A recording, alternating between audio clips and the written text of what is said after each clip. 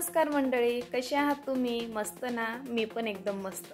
चला तर मग अतिशय सोप्या पद्धतीने आपण छोले भटुरे करूया. काय करायचंय, छोले आपल्याला रात्रभर भिजत टाकायचे. त्यानंतर सकाळी छोले एका कुकरमध्ये टाकून अंदाजानुसार पाणी टाकून 4 शिट्टी काढून घ्यायचे. आता एका कढईमध्ये 4 चमचे तेल टाकायचं. त्याच्यामध्ये छान जिरं टाकायचं.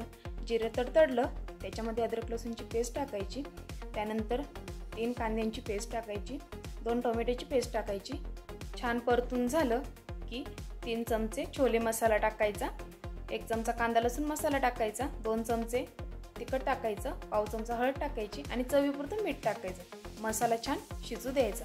मसाला छान शिजून झाला की त्याच्यामध्ये आपले शिजलेले छोले टाकायचे. आवडीनुसार पाणी टाकून छान उकळ काढून घ्यायची. त्यानंतर कस्तुरी मेथी अशी छानशी हातावर कुचकरून टाकायची. याचा फ्लेवर खूप छान लागतो. आणि वरतून एक टेस्टसाठी चाट मसाला टाकायचा.